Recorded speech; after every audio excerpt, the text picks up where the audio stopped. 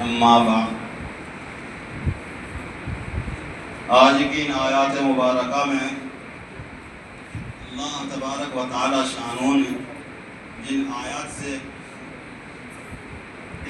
سورہ مائدہ کا اختتام فرمایا، اس میں عیسیٰ علیہ السلام کے مکالمے کو بیان فرمایا۔ افسوس ہوتا ہے کہ عیسائی انگریز جو اپنے آپ کو دنیا کے سب سے سمجھدار اور عقل مند لوگ سمجھتے ہیں، انہوں نے فلسفہ آج تک سمجھ میں نہیں آیا کہ ایک چیز کے دو مالک ہوں تو وہ چیز تباہ اور برباد ہو جاتی ہے۔ انہوں نے ایک نہیں، دو نہیں، تین خدا بنائے۔ اللہ تبارک و تعالی شانہ نے اس مکالمے کے اندر عیسیٰ علیہ السلام کو مخاطب کر کے یا تو عالم ارواح میں یا قیامت کے دن ہوگا، مفسرین نے اس میں اختلاف کیا۔ ارشاد فرمائیں گے اللہ تبارک و تعالی کہ تم نے اپنی قوم کو بتایا تھا کہ تم دو معبود بنانا، تو عیسیٰ علیہ السلام نے فرمایا قال سبحانک، کہ میرا اللہ تو پاک ہے، ایسی بات کیسے کہہ سکتا تھا جو بالکل ناجائز اور حرام، جو عقل سے بھی دور۔ اس لیے کہ اللہ واحد ہے، اس کے واحد ہونے کی سب سے بڑی علامت یہ ہے کہ دنیا کا نظام قائم ہے۔ اللہ واحد نہ ہوتا، اللہ دو ہوتے یا مختلف ہوتے تو دنیا کا نظام ٹوٹ کر درہم برہم ہو چکا ہوتا۔ اسی لیے اللہ تبارک و تعالی شانہ کو نہ کوئی اولاد ہے، نہ نسب کا رشتہ ہے، نہ مصاہرت کا، کوئی بھی رشتہ اللہ تبارک و تعالی شانہ کا نہیں۔ ایک ذرہ برابر بھی رشتہ ہوتا تو دنیا کا نظام تباہ و برباد ہو سکتا۔ اسی لیے اللہ نے اپنے لیے کسی کو بھی پسند نہیں فرمایا۔ لیکن عیسائیوں کہ ان کی عقل کو کتنا روئے کہ انہوں نے دو نہیں تین معبود بنائے، ایک اللہ کو معبود مانتے اور عیسیٰ علیہ السلام کو اللہ کا بیٹا مانتے، حضرت مریم کو اللہ کی بیوی مانتے۔ اتنے گئے گزرے لوگ ہیں اور یہ سب سے بڑی عقل بے عقلی کی بات ہے۔ بعد میں عیسیٰ علیہ السلام نے جب دیکھا کہ اللہ نے بیان کرنے کے بعد کہ اس قوم کی ہلاکت یقینی ہے، تو فرمایا ان تعذبهم فإنهم عبادك وإن تغفر لهم فإنك أنت العزيز الحكيم۔ میرا اللہ اگر تو انہیں عذاب دے گا تو تیرے بندے ہیں، معاف کر دے گا تو غفور الرحیم۔ اس کی بعد کے آیات میں اللہ تبارک و تعالی شانہ نے کچھ اس طرح سابقہ کا بیان فرمایا وَلَقَدْ أَرْسَلْنَا إِلَىٰ أُمَمٍ مِّن قَبْلِكَ فَأَخَذْنَاهُمْ بِالْبَأْسَاءِ وَالضَّرَّاءِ۔ یہاں سے یہ مضمون شروع ہوتا، اللہ فرماتے ہیں کہ ہم نے ان قوموں کی طرف نبیوں کو بھیجا، رسولوں کو بھیجا، صرف اس وجہ سے بھیجا کہ جب وہ گمراہی کی طرف زیادہ چلے گئے تاکہ وہ ہمارے سامنے رونا دھونا کریں، یتضرعون فلولا اذ جاءهم بأسنا تضرعوا، کاش کہ وہ ہمارے سامنے گریہ وزاری کرتے، روتے دھوتے، لیکن فرمایا ولکن قست قلوبهم، لیکن ان کے دل تو سخت ہو چکے تھے، وزین لهم الشیطان ما كانوا يعملون، اور شیطان نے ان کے اعمال کو جو خوبصورت کی تھی وہ اس پر مطمئن تھی۔ ہمارا حال بھی کچھ اسی طرح ہے کہ اللہ کی طرف سے جب کوئی پکڑ آتی ہے، دشمن کوئی مسلط ہوتا ہے تو ہم اسباب کی طرف دوڑتے ہیں لیکن اللہ کے سامنے رونا دھونا نہیں کرتے۔ ایک بستی کا ذکر ہے کہ وہاں زلزلہ آیا، زلزلہ آنے کے بعد پوری بستی نکل کر روڈ پر جمع ہو گئی۔ کسی عالم کے پاس فون کیا کہ حضرت زلزلے کے جھٹکے بہت ہیں، فرمایا تم کہاں ہو؟ کہ پوری بستی روڈ پر ہے۔ فرمایا کہ روڈ پر ہی رہنا، مسجدوں میں نہ چلا جانا، تم مسجدوں میں نہ جانا، اس لیے کہ تمہاری تربیت ہی اسی طرح ہوئی ہے کہ پوری بستی گھروں سے نکل کر روڈ پر کھڑی ہو گئی لیکن مسجدوں کی طرف نہیں۔ صحابہ رضی اللہ تعالیٰ عنہم اجمعین کی تربیت اللہ کے نبی نے کچھ اس طرح کی تھی کہ ہوا تیز ہو جاتی تو صحابہ مسجد نبی کی طرف دوڑتے تھے کہ کہیں قیامت نہ آ گئی۔ اللہ کی طرف رجوع کرنے کی تربیت تھی، ہماری تربیت اسباب کی طرف۔ اسی طرح اگر کہیں کوئی بھی مصیبت آتی ہے تو سوشل میڈیا کے پر اس کو چیک کیا جاتا ہے، کیوں آئی، کس طرح آئی، کہ وہ کیسے آنی چاہیے تھی، لیکن اللہ کی طرف رونا دھونا نہیں کرتے۔ یہی وجہ ہے کہ اللہ دشمنوں کو مضبوط کرتے جاتے ہیں، ظالم دندناتے ہیں اور مظلوم روتے ہیں، لیکن ان کی کوئی سننے والا نہیں ہوتا۔ قوم یونس کو دیکھیں کہ جب ان کے اوپر عذاب آیا تو انہوں نے اللہ کے سامنے اتنا رونا دھونا کیا کہ اللہ نے عذاب کو ان کے اوپر سے ٹال دیا۔ آگے فرمایا فلما نسوا ما ذکروا به فتحنا علیہم ابواب کل شیء، جب ان کے سامنے ان کے اندر یہ عاجزی نہیں آئی اور انہیں تضرع نہیں کیا اور انہوں نے ہم کو بھلا دیا، تو اللہ نے ان کا علاج یہ کیا کہ ان پر چیزوں کے دروازے کھول دیے، اسباب کے دروازے کھول دیے، نعمتوں کے دروازے کھول دیے۔ فتحنا علیہم ابواب کل شیء، ہر چیز کے دروازے کھول دیے، بجائے اس کے کہ اللہ نعمتوں کو چھینتے، اللہ نے چھیننے کے بجائے نعمتوں کے دروازے کھول دیے۔ جس طرح ایک مچھلی پکڑنے والا جب مچھلی کو پکڑتا ہے اور وہ اپنی ڈور ڈالتا ہے اور اس میں جو کچھ لگا کر اس میں کانٹے میں ڈالتا ہے، تو مچھلی سمجھتی ہے کہ تیرے لیے اس غذا کا انتظام کیا گیا ہے، وہ اس کو لگتی ہے تو مچھلی پکڑنے والا ڈور کو ڈھیلی چھوڑتا چلا جاتا ہے۔ مچھلی اور سمجھتی ہے کہ صرف تیرے لیے ہے، لیکن وہ جب اچھی طرح اس کے حلق میں پھنس جاتا ہے تو ایک جھٹکا لگتا ہے اور مچھلی ایک سیکنڈ کے کسی حصے میں دریا سے نکل کر کنارے پر آ پڑتی ہے اور اس کا جو انجام ہوتا ہے وہ اس کو بھگتنا پڑتا ہے۔ اسی طرح اللہ تبارک و تعالی شانہ جب کسی قوم سے ناراض ہوتے ہیں تو اللہ تبارک و تعالی شانہ ان پر نعمتوں کے دروازے کھولتے ہیں، جب اس میں مست ہو کر اللہ کو بھول جاتے ہیں اللہ فرمایا اخذناہم بغتۃ، پھر اچانک ہم نے جو ان کو پکڑا ہے تو وہ دیکھتے رہ گئے۔ یہی حال پہلی قوموں کا ہوا ہے کہ اللہ نے ان کو ڈھیل دی اور انہوں نے اللہ کو بھلا دیا۔ حضرت مولانا یوسف صاحب رحمۃ اللہ علیہ وہ فرمایا کرتے تھے اپنے بیان میں کہ دنیا نے جس طرح ترقی کی ہے، سائنس اب تو کچھ بھی نہیں، اس سے زیادہ سائنس جانور چلانے والوں کے پاس ہوتا تھا۔ اتنی ترقی پہلے زمانوں میں دنیا نے کی اور اس کے بعد میں لوگوں نے پھر اللہ کو بھلا دیا اور لوگ اسباب کی طرف گئے اور انہوں نے کہا کہ اللہ کہیں نہیں ہے، یوں کرو تو یوں ہو جاتا ہے، یوں کرو تو یوں ہو جاتا ہے۔ جب اسباب ان کے دلوں کے اندر گھر کر گئے تو اللہ نے ایک جھٹکا دیا اور جھٹکا دے کر پھر یہ ہوا کہ کئی کلومیٹر اور کئی میل پر چراغ جلے ہیں، آبادیوں کو اللہ نے اجاڑ کر رکھ دیا، اس لیے کہ وہ لوگ اللہ کے کام کے نہیں رہے تھے۔ جب ہم اللہ کے کام کے نہیں رہے تو ہمیں کون مان رہا ہے، اللہ کو بھی اس کی کوئی پرواہ نہیں ہوتی۔ اور فرمایا کہ اس طرح کے جھٹکے بہت مرتبہ آ چکے ہیں۔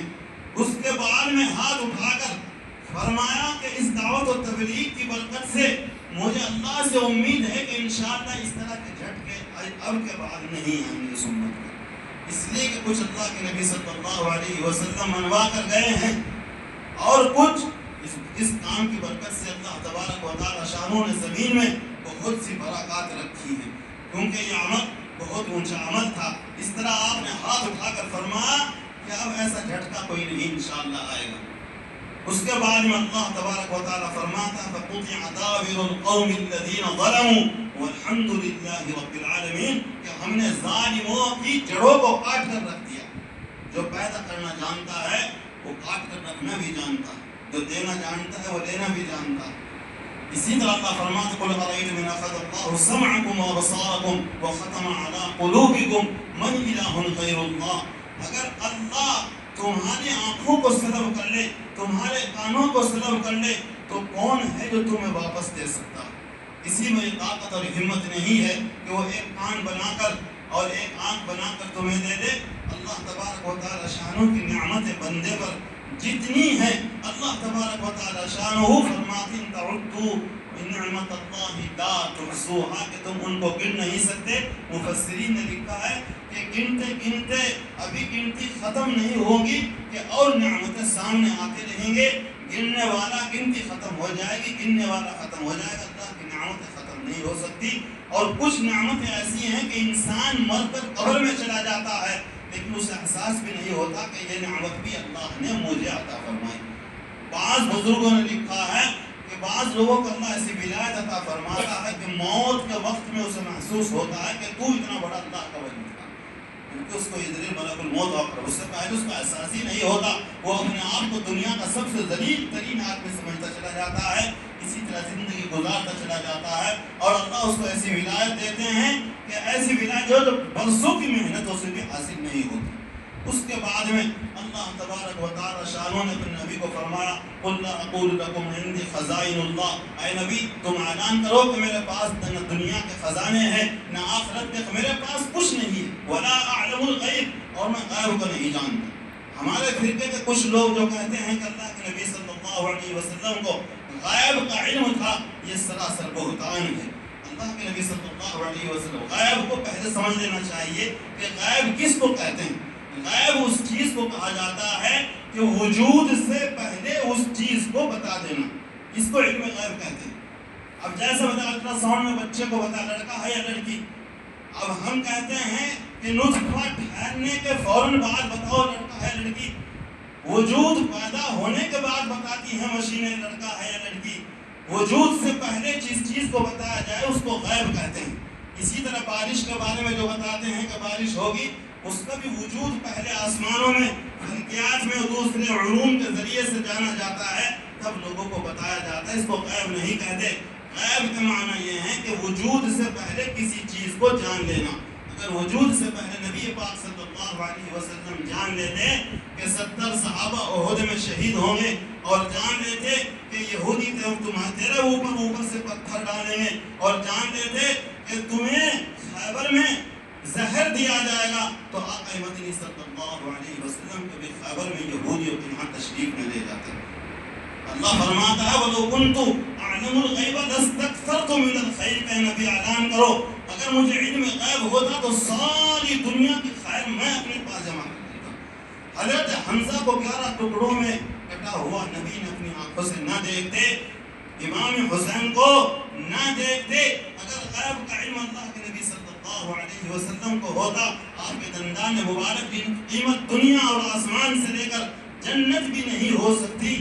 ان دانتوں کی قیمت جو احد میں آپ کے شہید ہوئے ہیں, ساری دنیا کی جانوں کو قربان کر دیا جائے, ایک دانت کی قیمت نہیں ہو سکتی. وہ دندان مبارک شہید نہ ہوتے. اگر غیب کا علم میرے آقا کو ہوتا, اور غیب کا علم اگر ہوتا تو بشریت ناقص ہو جاتی, بشریت ناقص ہو جاتی. اور آپ اکمل البشر ہیں.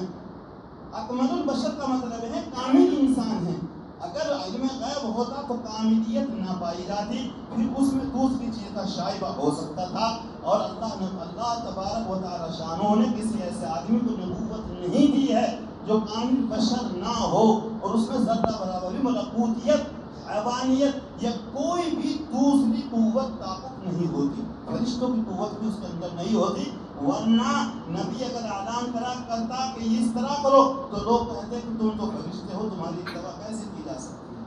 اگر جنوں کا اثر نبیوں میں ہوتا تو لوگ کہتے کہ تمہارے اندر تو جنوں کا اثر ہے, تمہاری اتباع کیسے کر سکتے ہیں. اس لیے اللہ نے نبیوں کو بشر بنا کر بھیجا, آدمی بنا کر بھیجا. لیکن یہ ہے کہ آپ اکمل البشر ہیں, اکمل البشر ہیں, آپ سے بڑھ کر کوئی بشر نہیں ہو سکتا. اس لیے جو لوگ غیب کے علم کو اللہ کے نبی کی طرف منسوب کرتے ہیں اور کہتے ہیں کہ فلاں موقع پر نبی نے یوں بتا دیا تھا, وہ علم ناقص رکھتے ہیں. اس لیے کہ اللہ تبارک و تعالی شانہ کے نبی نے وہ بتایا جو اللہ نے آپ کو بتایا. جس طرح الٹرا ساؤنڈ والے وہ بتاتے ہیں جو مشین بتا رہی ہے, اور مشین وہ بتاتی ہے جو پیٹ میں وجود پا چکا ہے. وجود سے پہلے بتائے تو مان جاتا. یہ دنیا کا فلسفہ ہے.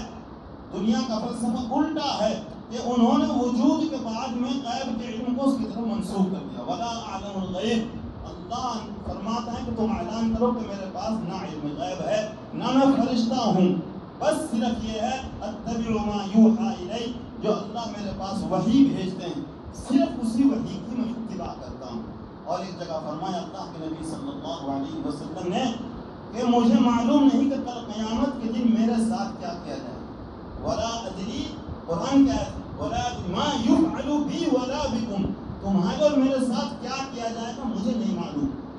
معلوم ہوا کہ اللہ کے نبی صلی اللہ علیہ وسلم اکمل البشر ہیں. غیب کا علم وہ آپ کے پاس ہے جو اللہ نے آپ کو بتایا.